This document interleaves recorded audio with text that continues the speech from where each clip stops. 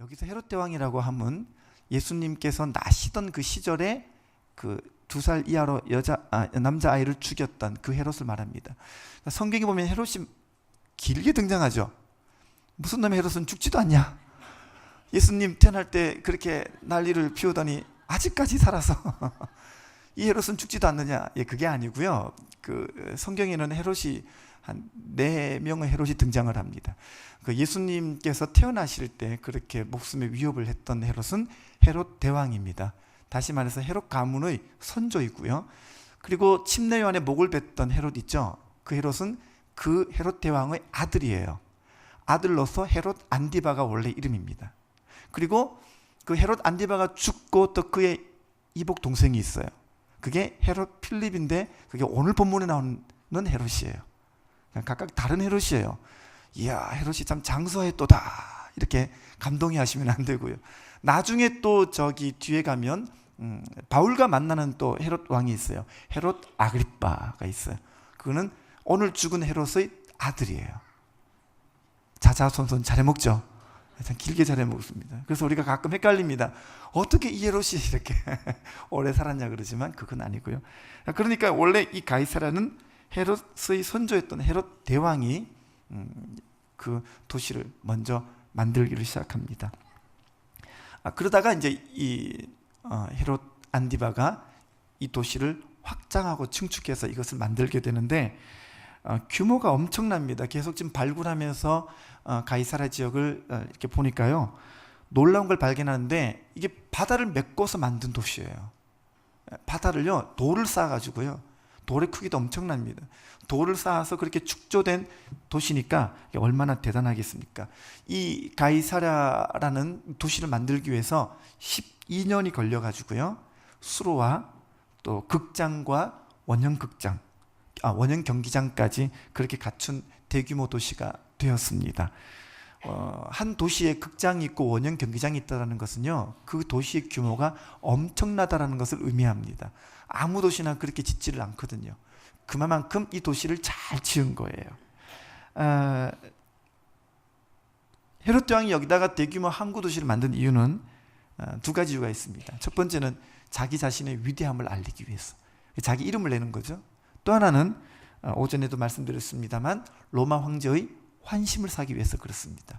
그래서 로마 황제의 환심을 사기 위해서 그 완공된 도시 이름을 뭐라고 지었냐면 카이사르, 다시 말해서 로마 황제에게만 붙이는 칭호를 카이사르, 어떤 분은 케사르로 아시죠? 그걸 가이사랴로 이렇게 이름을 붙이게 됩니다. 그래서 이후에 이제 이 도시가 유대 땅에서 가장 큰 도시, 행정 중심 도시가 되어서 여기에 로마 총독의 관저도 생겨나고 또 제일 중요한 모든 것들이 여기서 집중되게 됩니다. 근데 눈여겨볼 것은 그런 것들이 아니고요, 여기에 뭐가 지어지냐면요, 로마 황제 신전이 지어집니다. 어디에도 없는 그 건물이요, 이 가이사라 지역에 로마 황제 신전이 생겨나요. 말씀드렸지만 로마 황제를 신으로 섬기는 거예요. 그러니까 신으로 섬기기 위해서는 신전이 필요하겠죠. 근데 유일하게 이 가이사라에 로마 황제 신전이 생겨납니다. 그래서 황제를 신으로 섬기는, 황제가 종교가 되는, 황제가 특별히 가장 추앙받는 신으로서 세워지는 도시의 중심지가 가이사라예요. 다른 지역보다 종교심이 더 강하고, 다른 지역보다 황제에 대한 충성심도 더 강하고, 다른 지역보다 또 황제를 신으로 높여드리기 위해서 온갖 많은 사람들이 자기 야망을 가지고 여기서 황제를 아부하고 황제에게 빌붙는 곳이 바로 가이사라였던 곳이었습니다. 그러니까 이 지역이 영적으로 얼마나 혼탁한 지역이었을까 쉽게 추측이 되겠죠. 우리나라도 보면요, 이 불교의 중심이 여기 옆에 있잖아요. 경주잖아요, 그죠? 경주에서 사역하시는 목사님과 교제하고 있는데 여기에 보니까요, 교회가 너무 힘들대요. 너무 힘들대요. 교회가 잘 안 세워진대요. 안 세워진답니다. 그래서 저희 그 지방의 목사님이 거기 개척을 했는데 교회 이름을 불국사 교회로 지었습니다. 안 오니까, 하도 안 오니까 교회 이름을 불국사 교회로 지었다가 좀 말이 많아가지고 교회 이름을 다시 바꿨습니다. 그래서 목사님 참 교회 이름이 재밌네요. 처음에 지금은 불국사 교회가 없어요. 네. 그러니까 그 정도로 그렇게 지어야 교회가 오니까 아마 고민을 많이 했겠죠. 교회 이름 어떻게 지을까? 아마 제가 볼 때는 참 이 귀신들도 경주에 많이 몰렸을 것 같아요. 아무튼 이 가이사라에 사는 사람들은요, 누구나 다 황제를 신으로 모심해 살아야 됐었고, 이 황제에게 빌부터 아부하고 살기 위해서는요, 서로 속고 속이며 그렇게 자기의 욕망과 성공 야망을 위해서 수단과 방법을 가리지 않고 그런 암암리에 암투가 벌어지는 그런 도시였었습니다. 겉으로는 화려해 보였지만 속으로는 서로가 거짓과 속임으로 분열되어 있는 도시였었고, 모든 사람들이 자기 마음속에 있는 그 한과 울분을 성공으로 달래면서 나름 성공 신화를 이루기 위해서 애쓰고 살아갔던 도시가 바로 가이사라였었습니다. 근데 이곳에 바로 헤롯이 온 것입니다. 명분은 로마 황제의 생일을 축하하기 위해서 왔겠지만 그의 속셈은 따로 있었습니다. 바로 군중들에게서 환호와 찬사를 얻어 위로받고 싶은 거예요. 사람이 높이 올라가면 높이 올라갈수록요, 더 아부와 더 찬사를 받고 싶어 하는가 봅니다.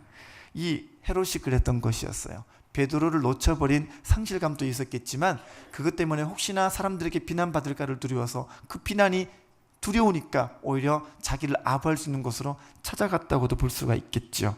결국에는 그렇게 자기가 더 높아지고 싶고 하나님과 상관없이 살면서도 결국 하나님 자리에 앉아서 하나님 대우를 받고 싶어 하다 보니까 결과적으로 이 사람은 비참한 죽음을 맞고 말았습니다.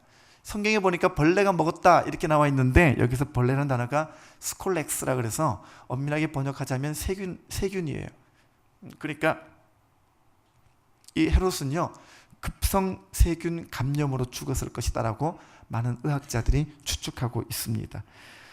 근데 그냥 보면 헤롯이 그냥 죽은 것 같아요. 물론 제가 역사책을 인용을 해서 올빼미 때문에 죽었을 것이다라고 했지만 올빼미가 죽인 건 아닙니다.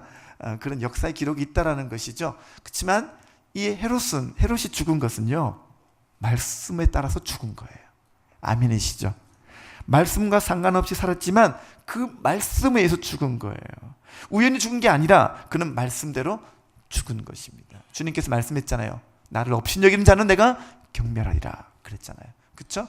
나를 대항하는 자는 내가 지푸라기같이 만들어 버릴 것이다. 그 말씀이 살아있기 때문에 그 말씀에 따라서 헤롯은 죽은 거예요. 여러분, 그렇습니다. 이게 뭘 증명합니까? 헤롯이든 누구든지 간에 우리는 모두가 다 하나님의 권능 아래에 있는 줄 믿습니다. 모든 사람이 다 하나님 말씀의 권능 아래에 있는 거예요. 그래서 여러분들이요, 예수 안 믿는 자에게 담대하게 하나님 말씀 전하십시오. 우리만 하나님 말씀 믿고 사는 게 아니라, 우리만 하나님의 권능 아래에 있는 게 아니라 세상에는 모든 자들이 하나님의 말씀 권능 아래에 있는 거예요. 담대하게 전하시기 바랍니다. 이 말씀은 모든 인류와 모든 민족과 모든 나라에 속한 모든 사람들이 받아야 될 말씀인 줄 믿습니다. 그러니까 보십시오. 헤롯이 아무리 지 맘대로 살아도 하나님 말씀이 흥황하여 역사하는 것입니다. 헤롯이 아무리 말씀과 상관없는 인생이라 해도 결국 헤롯의 인생은요, 말씀대로 결론 나는 거예요. 이 땅에 있는 모든 사람들이 말씀에 따라 결론 나는 인생을 사는 줄 믿습니다. 그래서 이란 가이사라에 주님께서 제자들을 이끌고 방문하신 적이 있어요. 그렇죠? 성경에 보니까 가이사라에서 주님은 제자들에게 물으십니다. 너는 나를 누구라 하느냐? 이렇게 물으셨어요. 예수님의 제자 중에 제일 용감한 사람이 누구죠? 베드로입니다. 아니나 다를까 제일 먼저 손 들고 얘기합니다. 주는 그리스도시요 살아계신 하나님의 아들이니이다. 정답을 얘기했습니다. 근데 주님께서 이 제자들에게 이 질문, 이 위대한 질문, 또 이 위대한 대답을 보게 되는 이 놀라운 이 대화를 하필 그 가이사라에서 했던 이유가 무엇이냐라는 거예요. 그죠? 주님께서 이 놀라운 이 고백을 왜 주님께서는 이 가이사라 땅에 와서 듣고자 했을까 하시는 겁니다. 바로 황제만을 숭상하고 모든 사람이 황제만을 아부하고 세상에 아부하고 세상의 논리와 세상의 욕망대로 살아가는 그 혼탁한 가이사라 중심지에서 주님은 이 질문을 하시고 또 이 위대한 대답을 듣고자 하셨던 것입니다. 여러분, 그렇습니다. 오늘 이 시대는요, 영적인 가이사라 같은 시대예요. 제가 보니까 오늘날 이 포항 땅은요, 영적인 가이사라 같은 땅이에요. 이곳에서 주님은요, 여러분들에게도 똑같이 질문하고 계시는 거예요. 너는 나를 누구라 하느냐? 누구라 하느냐? 주일날 단순히 한번 와서 예배 드리고 가는 그런 믿음이 아니라 여러분들이 나가서도 너는 나를 누구라고 말할 것이냐라고 묻고 계시는 거예요. 너희들이 밖에 나가서 만나는 수많은 세상 사람들, 그 가운데서 그들이 쫓아가는 수단과 목적과 야망 같이 휩싸이면서 살아가겠지만, 그러나 너는 나를 누구라고 믿느냐라고 주님은 제3 우리에게 질문하고 계시는 중이라는 거예요. 오늘 우리들도 이 예수님의 질문 앞에 직면해야 됩니다. 직면해야 됩니다. 지금 이 시대가 그렇거든요. 지금 이 땅이 그렇거든요. 지금 우리가 살고 있는 이 시대가요, 예수 믿기 얼마나 힘듭니까? 예수 믿기 얼마나 곰핍합니까? 예수 믿기 얼마나 많은 핍박이 있습니까? 예수 믿기에 얼마나 많은 유혹이 있습니까? 제가 말도 못해요. 근데 이 가운데서 주님 우리에게 다시 한번 질문하시는 거예요. 장엄하게 질문하시는 거예요. 진지하게 질문하시는 거예요. 뭐라고요? 너희는 나를 누구라고 하느냐? 너에게 나는 어떤 존재냐? 너를 위해서 내가 십자가에 못 박혀 너를 향한 사랑을 내가 직접 보여주었는데 과연 너는 나를 누구라고 생각하느냐? 과연 너에게 있어서 나는 어떤 목적이고 어떤 존재이냐? 주님은 이렇게 여러분들에게 묻고 계십니다. 묻고 계셔요. 사도행전 10장 가보면요, 또 가이사라에 살고 있던 한 사람이 등장합니다. 사도행전 10장에 보면 그 유명한 고넬료가 등장하죠. 가이사라에 사는 고넬료 그랬거든요. 이 사람 이름이 고넬료지만 이 고넬료가 직업이 군대 백부장이에요. 이 사람이 군대 백부장이라는 말은요, 로마 황제의 사람이란 얘기예요. 로마 황제를 위해 충성하고 로마 황제를 위해서 목숨까지도 내놓는 사람입니다. 근데 바로 그의 인생에도 예수님이 찾아오십니다. 찾아오셔요.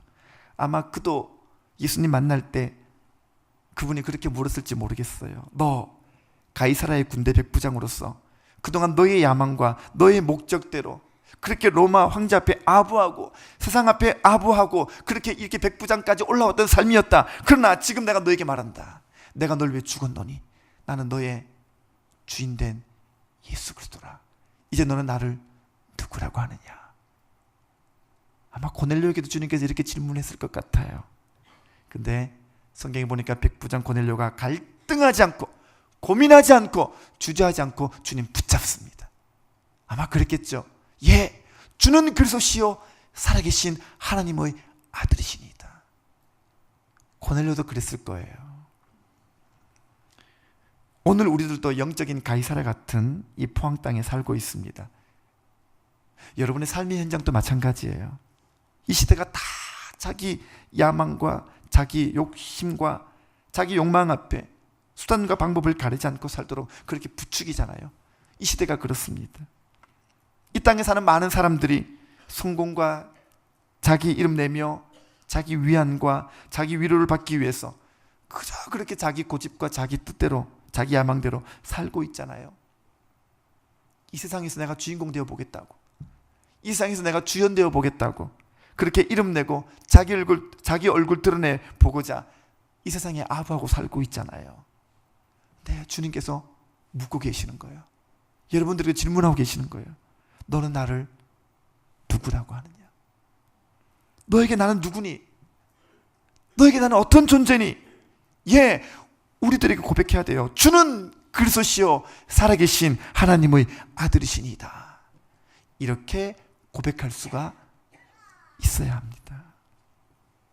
이 고백을, 이 응답을 미루다가 주님께 마땅히 올려드려야 될 이 답을 미루다가 이 거대한 욕망의 시대, 영적인 이 가이사라에서 여러분이 세상 사람들과 똑같이 살다가 어느 날 갑자기 우리도 헤롯처럼 벌레의 밥이 되어서 죽어버리면 그 인생이 얼마나 허망하고 허무하겠습니까? 오늘 저는 여러분들이 주님 앞에 오늘 이 시간 이후로 여러분들의 고백은 그러나 나는 이렇게 고백합니다. 주는 그리스도시요 살아계신 하나님의 아들입니다. 이렇게 고백할 수 있게 되시기를 바랍니다. 그러나 그러나 나는 세상 사람들이 다 저렇게 살지언정 그러나 나는 세상 사람들이 다 저렇게 거짓되게 살지언정 그러나 나는 세상의 모든 사람들이 저렇게 빛나는 빛과 번쩍한 삶을 살겠다고 저렇게 고군분투하며 살더라도 그러나 나는 이라고 여러분들은 고백하며 주님 앞에서 여러분들이 내어보여야 될 마땅한 믿음들을 내어보일 수 있는 믿음의 사람들 되시기를 바랍니다. 한 번 더 해볼까요? 주먹 딱 쥐시고요. 그러나 나는 이게 정말 주님 앞에 여러분들이요 믿음으로 살겠다는 결단이 필요합니다. 한 번 더 하겠습니다. 그러나 나는 아멘입니까? 한 주간 살면서 누가 여러분을 자꾸 이렇게 야 이거 좋은 게 있는데 한번 해볼까? 어떻게 됩니까? 주님이 기뻐하지 않는 건 어떻게 됩니까? 그러나 나는 그렇죠? 사람들이 자꾸 유혹합니다. 어떻게 됩니까? 그러나 나는 저는 여러분들이 이 그러나 나는이 정말 주님께서 기뻐 받으실 입술의 열매라는 사실을 기억하시고 이거를 아예 그냥 버릇처럼 늘 말씀하게 되시기를 바랍니다. 그러나 나는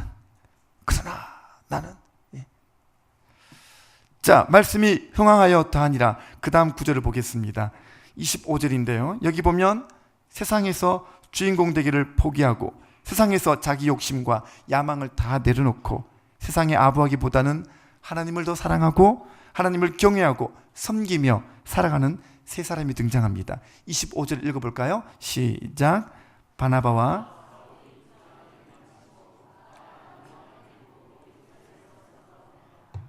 아멘. 여러분들이 여기 나와 있는 이 바나바와 사울과 마가를 좀 봐주셔야 됩니다. 주목해서 보셔야 됩니다.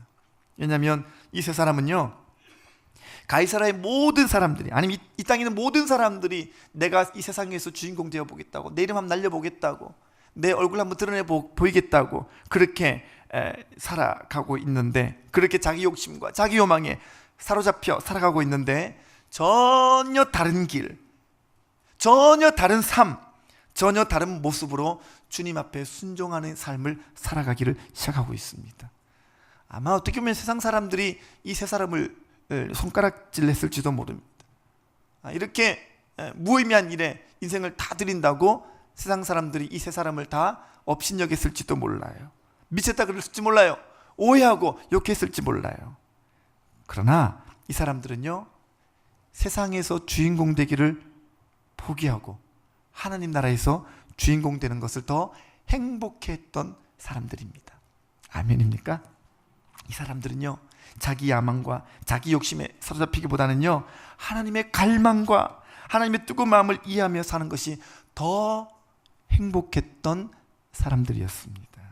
그래서요 주님이 그냥 시키는 대로 수개월간 낙타 타고 나귀 타고 유대 땅을 다니며 그들을 섬기고 돌보는 일을 했던 것입니다. 작은 거지만 오늘 본문에 보면 이 사람들은 그냥 부조전한 일을 했어요. 우리 교회로 치자면 그냥 베데스다 헌금 모아가지고 그걸 전달하는 역할을 한 거예요. 그 일을 한 거예요. 근데 그렇게 작은 일을 할지라도 주님의 말씀이니까 순종하고 살았더니 주님께서 그들의 인생을 더 흥황케 하시잖아요. 흥황케 하잖아요. 그러니까 이후로도 보면요 마가는 마가복음을 쓰고 바울도 신약 성경의 4분의 1을 다 자기가 쓰고요. 바나바도 예루살렘 교회의 주축이 되었던 것입니다. 이렇게요 이 사람들의 인생은 겉에서 보면요 별것 아닌 것처럼 보여요. 근데 그 안에 들어와서 보면 이 사람들의 인생이 얼마나 행복하고 얼마나 값지고 얼마나 귀한지 모릅니다. 스테인드 글라스 아십니까? 네, 한번 사진을 한번 보실까요?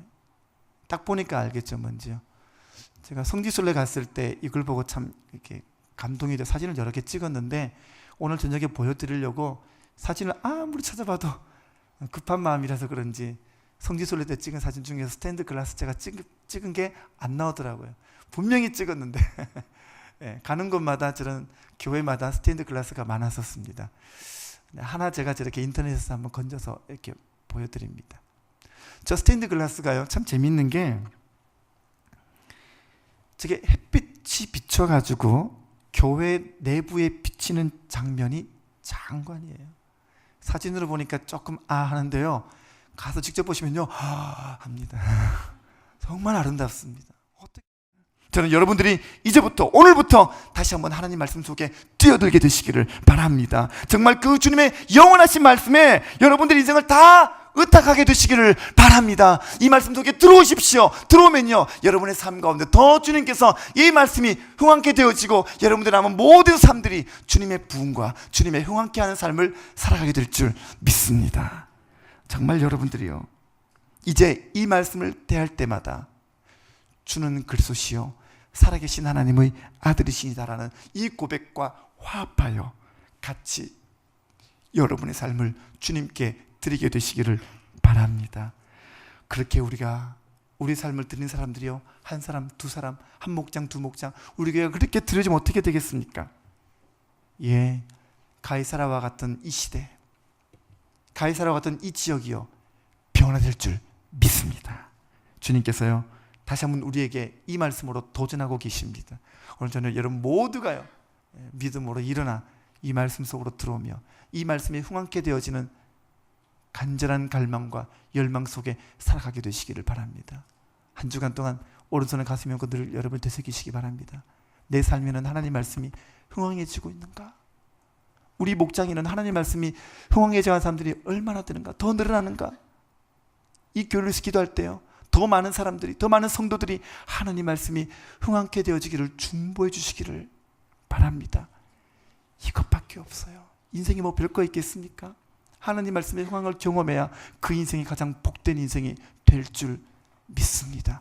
정말 이 흥황케 되는 인생, 후회함 없는 인생, 진정으로 주님 말씀 안에서 행복한 삶을 살기 위해서 이제까지 살았던 모든 삶의 습관들을 그러나 나는 이라고 끊어버리고 절단하고 잘라내고 이제 오늘부터 믿음의 결단으로 나아가 주님께서 허락하실 말씀의 흥황이 여러분의 삶과 여러분의 목장과 아니 우리 교회 가운데 가득 넘쳐나게 되시기를 주님의 이름으로 축원합니다. 기도하겠습니다.